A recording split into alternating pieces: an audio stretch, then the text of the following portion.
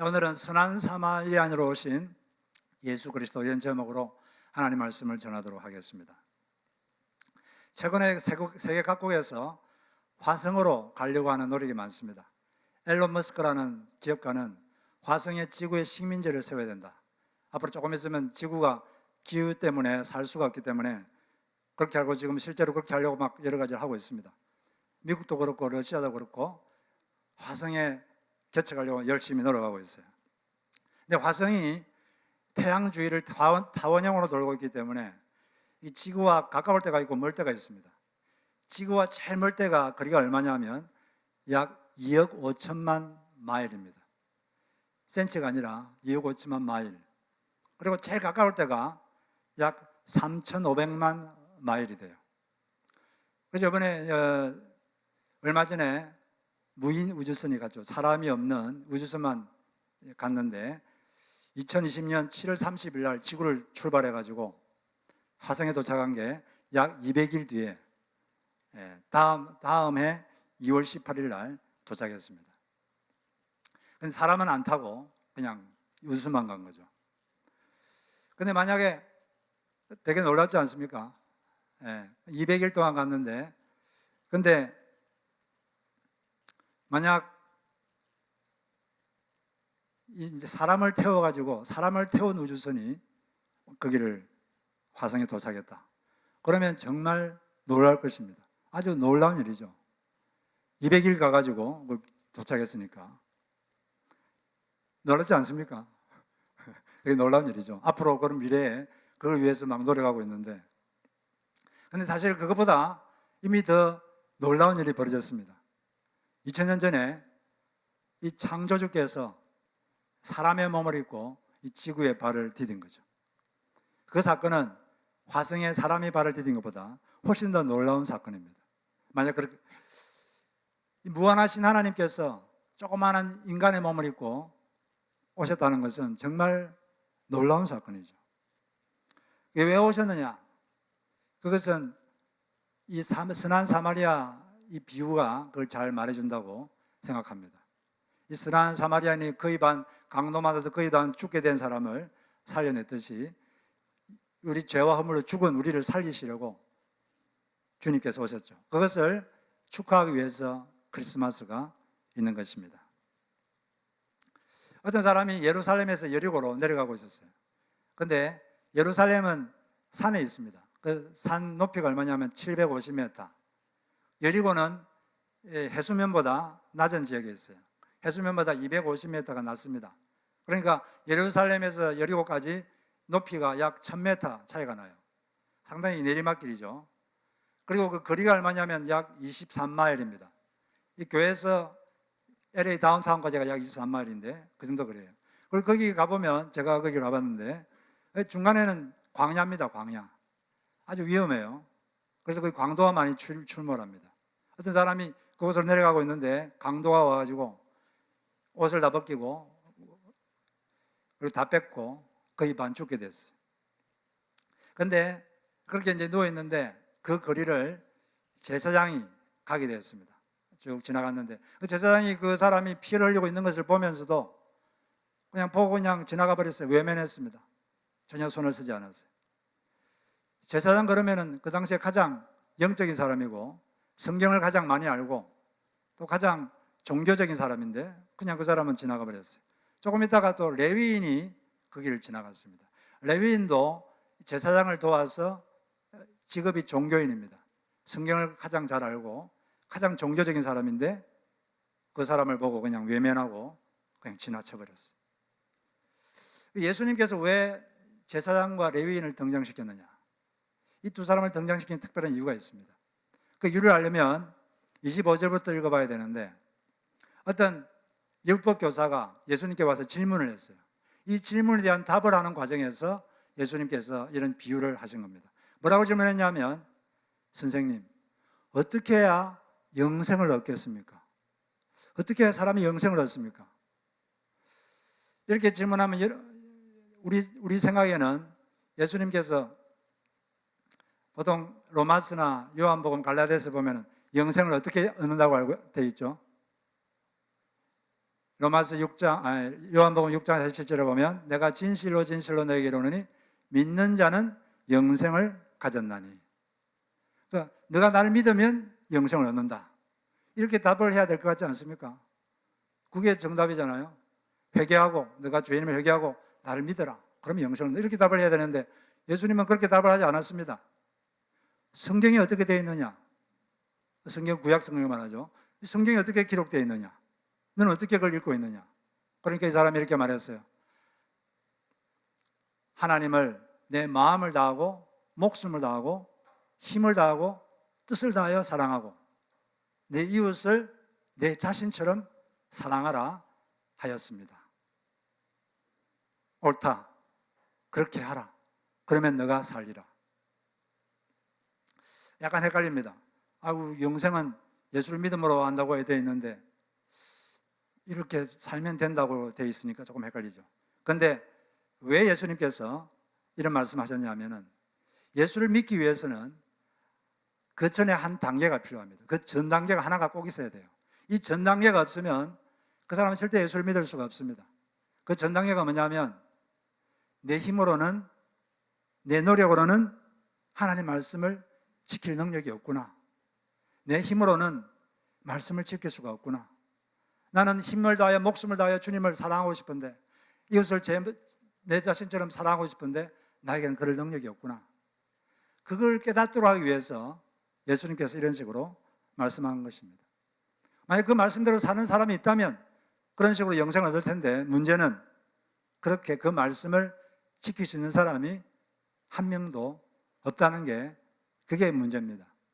이웃을 제 자신처럼 사랑할 사람이 한 사람도 없다는 게 그게 문제예요. 그렇기 때문에 구원자가 필요한 거죠. 자기 능력으로 안 되니까. 예수님께서 이 두 사람을 등장시킨 이유는 이 두 사람도 종교인이거든요. 종교 지도자. 율법 교사도 종교 지도자입니다. 그런데 그 당시 종교인들은, 종교 지도자들은 자기들은 나름대로 모세 율법을 잘 지키고 있다. 이렇게 착각을 하고 있었어요. 자기 나름대로 자기 기준으로 나는 율법을 잘 지키고 있다. 이렇게 생각하고 있었습니다. 그리고 율법을 모르는 이방인, 사마리아인들을 되게 무시했어요. 그런데 예수님께서는 왜 이런 비유를 하셨냐면 너희들은 말씀을 지키고 있지 않다. 너희들에게는 이 말씀을 지킬 능력도 없다. 그것을 드러내려고 제사장, 레위인을 비유로 삼아서 그렇게 등장을 시킨 것입니다. 너는 이 말씀을 지킬 능력이 없다. 그러므로 너에게는 구원자가 필요하다. 내가 바로 그 구원자다. 나를 믿어야 된다. 그런 믿음을 갖기 위해서는 바로 그 단계가 필요하기 때문에 주님께서 이런 말씀을 하신 것입니다. 우리가 이걸 보면 이 제사장과 레위인은 누구보다도 성경 말씀을 잘 알고 있었어요. 어릴 때부터 유대인들은 모세오경을 외웁니다. 암송해요. 여러분 모세오경 암송할 수 있습니까? 창세기부터 줄줄줄 다 외워요. 그리고 잘 알고 있으면서도 그들은 현장에서는 말씀을 무시해요. 피를 흘리고 쓰러져가 죽고 있는데도 전혀 그들 뜻 보지 않습니다. 귀찮으니까. 이 말씀을 안다는 것은 말씀을 지킨다는 뜻입니다. 말씀을 지키고 있지 않으면 그 사람 그 말씀을 모르는 거예요. 많은 사람들이 어떤 목사님들이 설교를 하면 저 말씀 알고 있는데 또 저 말씀하시네. 목사님 새로운 말씀 좀 없습니까? 새로운 지식을 주십시오. 그렇게 생각하는 사람이 많은데 상당히 잘못된 것입니다. 성경을 깨닫고 성경 공부를 통해서 깨닫고 아는 것 그건 좋아하는데 정말 이걸 내가 실천하고 있는가? 그게 관심을 갖고 있지 않다면 그 영적으로 자기를 기만하는 행위인 것입니다. 안다는 것은 지키는 것입니다. 그러므로 여러분 지금 알고 있는 말씀이라도 우리는 잘 지키기 위해서 애를 써야 될 줄로 믿습니다. 이 선한 사마리아인, 이 유대인들이 되게 무시하고 했던 그 선한 사마리아인은 말씀대로 살았어요. 이웃을 자기 자신처럼 사랑했습니다. 저는 이 선한 사마리아인의 이 행적을 보면서 예수님이 떠올랐어요. 예수님이 연상되었습니다. 예수님께서 왜 이 땅에 오셨는가? 그리고 지금 뭘 하고 계시는가? 그것이 바로 이 사마리아인의 행적을 통해서 저는 알 수 있다고 생각되기 때문에 이 말씀을 통해서 그것을 좀 몇 가지 알아보았으면 좋겠습니다. 먼저 첫째로는 주님은 귀한 것을 희생해서 우리를 사랑하셨다는 것입니다. 이 사마리아인이 강도를 만나서 피를 철철 흘리고 다 죽어가고 있는 사람에게 제일 먼저 한 일이 무엇입니까? 제일 먼저 한 것은 기름과 포도주를 거기에 부은 거예요. 기름은 그 당시에 의학 재료였습니다. 의학 재료였어요. 상처에 기름을 부어서 이게 문지르면 상처가 많이 완화되었습니다. 그 당시 기름은 그 당시에는 지금처럼 약이 없기 때문에 기름이 최고의 의학 재료였습니다. 야고보서에도 보면 이런 말씀이 있죠. 병자를 위해서 기도할 때 기름을 바르며 기도하라. 이렇게 되어 있는데 그 의미는 우리가 지금 사용할 수 있는 의술을 사용하면서 기도하라. 그런 식으로 우리가 해석을 할 수가 있습니다. 우리가 사용하는 의술을 이용하면서 기도를 하라는 거죠. 포도주는 그 속에 알코올이 있기 때문에 살균 작용을 합니다. 그래서 상처에다가 알코올을 붓는 것이죠. 그런데 문제는 뭐냐면 포도주와 기름과 포도주가 상당히 비싸다는 것입니다. 돈이 없는 사람은 기름 이거 살 수가 없어요. 이 사마리아인은 자기가 있는 가장 귀한 것, 아주 비싼 것, 이걸 지금 전혀 모르는 사람, 도와줘봐야 조금 더 자기에게 이익이 안 되는 사람. 사람들은 내가 도와주면 이 사람 나에 뭐 이익이 온다고 생각하면 도와줘요. 근데 전혀 이익이 안 된다 그러면 상당히 꺼리는데 그냥 귀한 걸 다 거기에 쏟았습니다.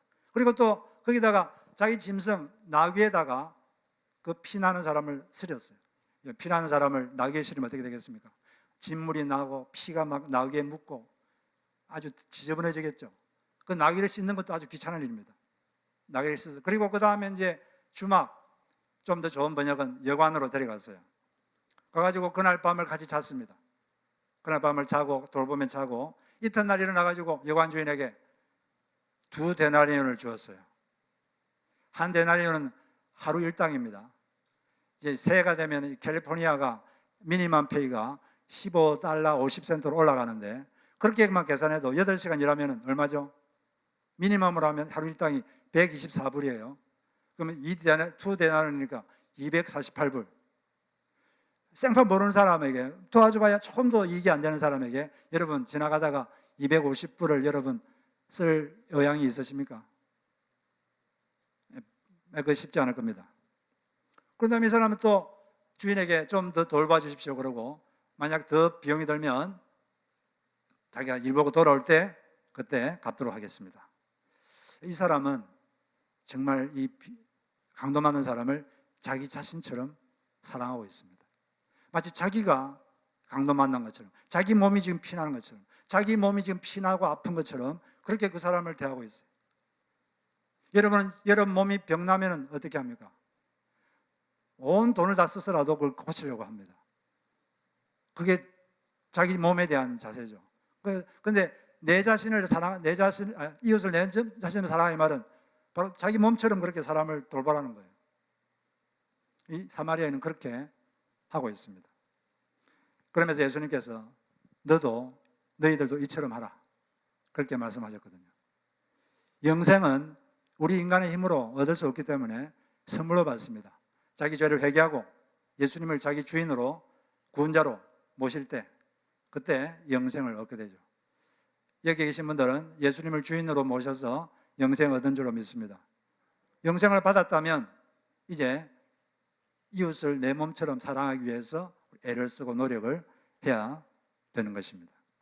그런데 주님께서는 우리에게 뭔가를 하라고 하실 때는 항상 먼저 예수님께서 우리에게 그렇게 하신 다음에 우리에게 그렇게 해주신 다음에 너도 나처럼 좀 하라 이렇게 말씀하십니다.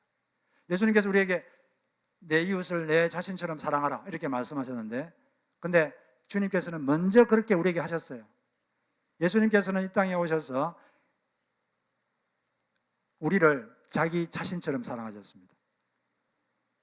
이 사마리아는 그냥 포도주 정도를 부었지만 예수님은 보혈을 자기 피를 다 쏟아주셨어요. 자기 몸에 있는 모든 피를 우리 위해 다 쏟아주셨습니다. 그리고 사마리아는 그냥 기름을 그냥 발랐지만 예수님께서는 부활하시고 승천하신 다음에 하늘에 올라가셔서 성령을 부어주셨습니다. 성령으로 기름 부으셔서 우리가 그냥 단순히 살아있는 정도가 아니라 성령의 능력으로 살 수 있도록, 성령의 능력으로 이웃을 제 몸처럼도 사랑할 수 있는 사람이 될 수 있도록 성령을 우리에게 부어 주신 일을 하신 것입니다. 우리를 자기 자신처럼 사랑하셨어요. 그런 다음에 우리에게 너도 이처럼 하라고 말씀해 주셨습니다. 우리가 예수님처럼 또 사마리아인은 자기 귀한 것을 이렇게 주셨습니다. 우리가 이것을 믿는다면 우리도 우리의 귀한 것, 아까운 것, 그것을 남에게 주어서 사랑하는 그런 사람이 되어야 될 것입니다. 두 번째로 주님께서는 면밀한 계획 가운데서 우리를 살리려고 이 땅에 오셨습니다. 여러분, 사마리아인이 그 강도 만난 게 계획 가운데서 만났습니까? 아니면 우연히 만난 겁니까? 우연히 만난 거예요. 자기 일 보러 가다가 우연히 그냥 만나가지고 만났는데 그렇게 막 자기 몸처럼 돌봐준 겁니다. 그러면 예수님은 우리를 구원하실 때 그냥 우연히 구원해 준 겁니까? 아무 계획 없이 그냥 기분 따라 충동적으로 그렇게 하신 걸까요? 사마리아인은 그냥 우연히 그렇게 보살펴 줬지만 예수님께서는 그렇게 하지 않았습니다. 주도 면밀한 계획 가운데서 하나님께서 창세전부터 계획을 세우시고 그래서 그 계획을 구약 성경에서 여러 번 말씀하셨어요. 그리고 때가 되어서 여러분이 태어나셨고 여러분을 예수님께서 만나 주신 것입니다. 그 예수님의 태어날 것에 대해서는 구약에 많이 예언이 되어 있지만 그 중에 놀라운 예언이 이사야 9장에 있어요. 그것은 예수님 태어나기 700년 전에 서예진 예언인데 이런 내용이 있습니다. 그 당시에 이스라엘 나라에서 제일 천대받던 지역이 북부지방, 갈릴리 지방입니다. 갈릴리는 되게 가난하고 천대받던 지역이에요. 그런데 그렇게 예언되어 있죠. 이제 앞으로 장차 갈릴리가 영화로워질 것이다. 갈릴리 지역이 영화롭게 될 것이다. 그런 날이 올 것이다. 이렇게 예언되어 있고, 그리고 백성들에게 추수할 때의 기쁨, 또 전리품을 얻을 때의 그런 기쁨과 같은 기쁨이 임하는 날이 올 것이다. 억압과 압제가 사라지고 전쟁 무기가 사라지고 사람 간의 다툼이 없어지고 평화의 시절이 오게 될 것이다. 언제 오느냐? 왜 오게 되느냐? 그거는 일이 오게 되는 이유는 그 이유가 그 9장 6절에 나와 있어요. 그 이유는 한 아기가 우리에게 태어날 것이기 때문이다. 한 아기가 태어날 거라고 되어 있어요. 근데 그 아기는 이름이 있는데 그 이름이 어떤 이름이냐면 기묘자라, 모사라, 전능하신 하나님이라고 부릴 것이다. 어떤 아기가 태어날 건데, 사람이 태어날 건데 그 아기를 보고 전능하신 하나님이라고 할 것이라는 거죠.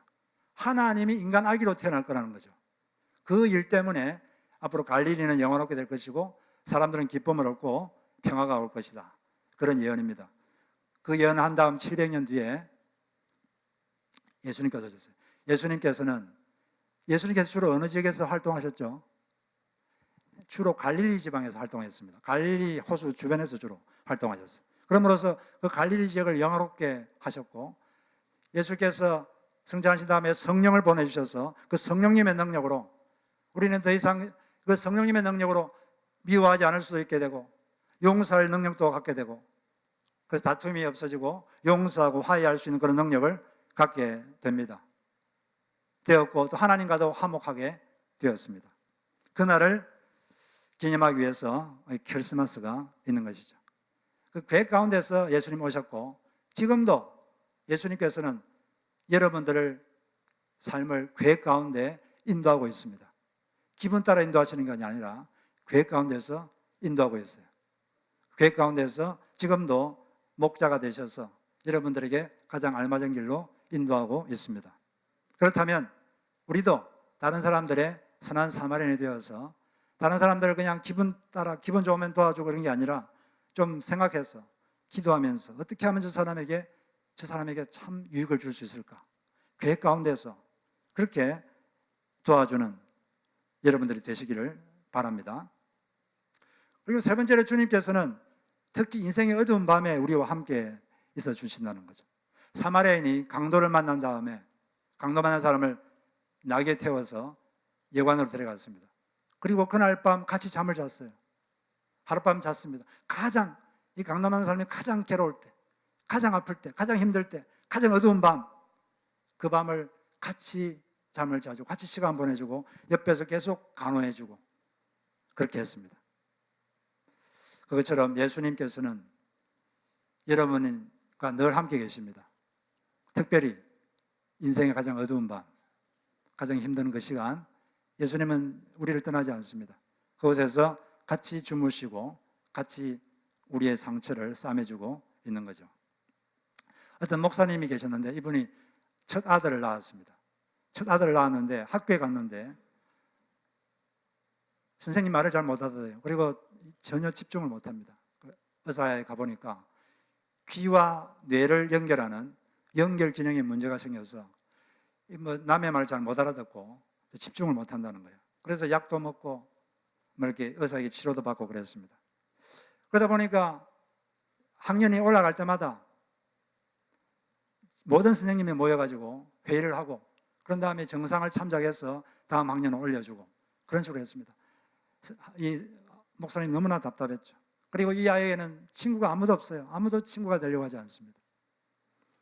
그렇지만 이 목사님은 이 아이들에게 평생 간직할 수 있도록 말씀 하나를 지속적으로 그 아이에게 말해 주었습니다. 여호수아 1장 5절 너의 평생에 너를 능히 당할 자 없으리니 내가 모세와 함께 있던 것 같이 너와 함께 있을 것임이라. 내가 너를 떠나지 아니하며 버리지 아니하리니. 그런 이 말씀을 그 아이를 위해서 기도해 줄 때마다 이 말씀을 계속 말해 줬어요. 그리고 생일 카드를 줄 때마다 그 카드에다가 이 말씀을 꼭 적어 주었습니다. 그리고 자녀에게 전화 걸 때가 있잖아요. 전화할 때마다 이 말씀을 먼저 암송해 줬어요. 하나님이 너와 함께 계시고 절대로 너를 떠나지 않는다. 그런 다음에 대화를 했습니다. 계속 이 말씀을 이렇게 말해 줬어요. 그런데 이 아이가 고등학교를 겨우 졸업하고 이제 해군의 시험을 쳤습니다. 지금까지는 모든 시험에 다 떨어졌는데 해군에는 붙었어요. 해군에서 버지니아 해군기지에서 한 1년 6개월 이제 복무를 하고 어느 날 편지가 왔습니다. 이 편지에 이렇게 적혀 있어요. 아빠, 때로는 일이 너무 힘들고 끝이 없어서 지치고 피곤할 때가 있지만 그때마다 아빠가 내게 주신 성경 구절을 기억하면서 다시금 힘을 내서 일을 마치곤 합니다. 아빠 고마워요. 평소에 별로 귀담아 듣지 않는 것 같았는데 그 말씀이 그 자녀의 가슴에 확 박힌 거예요. 힘들 때마다 그 말씀이 힘이 되어준 겁니다. 지금까지 평생 한 명의 친구도 없었는데 그 말씀이 친구가 되어줬고 주님이 그 말씀을 통해서 친구가 되어주신 거죠. 주님은 지금도 우리의 친구가 되어주고 계십니다. 예수님의 별명이 뭡니까? 임마누엘, 우리와 함께 하시는 하나님. 예수님은 우리와 함께 하십니다. 항상 우리 살다 보면 힘들 때가 있어요. 그럴 때마다 두려워 말라 내가 너와 함께 함이니라. 놀라지 말라 나는 내 하나님이 됨이니라. 내가 너를 굳세게 하리라. 참으로 너를 도와주리라. 참으로 나의 오른손으로 너를 붙들리라. 이런 말씀을 꼭 마음에 간직하시기를 주의 이름으로 축복합니다.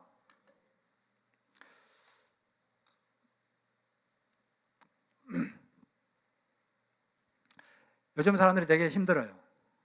되게 힘든데 어떤 의사가 그러는데 요즘 우울증 걸린 사람이 많은데 우울증이란 건 뭐냐? 우울증이란 이 정신의 감기가 아니라 정신의 근육통이다. 근육통은 언제 생기죠? 근육을 많이 쓰면 생기잖아요. 지금 해야 될 일은 많고 책임은 많은데 그만둘 수도 없고 너무나 열심히 달려왔기 때문에 정신이 지쳐서 우울증이 걸린 것이다. 그런 말을 하셨는데 요즘 사람들이 정신이 많이 피곤해요. 마음이 힘든 사람이 많습니다. 그런 사람들을 여러분 특히 힘들 때 같이 있어주시고 예수님처럼 같이 있어주는 여러분 되시기를 바랍니다. 그리고 또 네 번째로 주님은 우리를 교회 공동체로 이끄셔서 돌보십니다. 사마리는 스스로 돌보았지만 그 사람을 나귀에 태우고 여관으로 갔어요. 거기서 여관 주인이 또 돌보게 했습니다. 그리고 비용을 다 지불했어요. 저는 이걸 읽으면서 이 여관이 교회와 같다 그런 생각이 좀 들었습니다. 예수님께서는 우리를 직접 돌보시지만 또 우리를 교회 공동체로 데려와서 교회가 돌보도록 해줍니다. 교회에서 서로 돌보도록 하시는 거죠. 교회는 치유 공동체가 되어야 됩니다. 그래서 요즘 사람들이 마음도 힘들고 살기도 힘들어요. 다 그럴 때 교회 오면 뭔가 치유가 되고 위로가 되고 그런 것이 교회가 되어야 될 줄 믿습니다. 주님께서 이 사마리아인이 비용을 다 댔는데 그것처럼 우리 교회가 사람을 돕기 위해서 또 여러분들이 누군가를 돕기 위해서 쓴 비용은 주님께서 다 채워주십니다. 여러분이 준 것보다 더 많이 채워주시죠. 그리고 또 교회가 사람을 돕기 위해서 여러분이 사람을 돕기 위해서 뭔가 한 일이 있다면 예수님께서 다시 오실 때 주님 예수님께서는 우리가 영원토록 살 집을 준비하고 계시는데 다 준비되면 다시 오실 텐데 그때 여러분에게 갚아주시는 것입니다.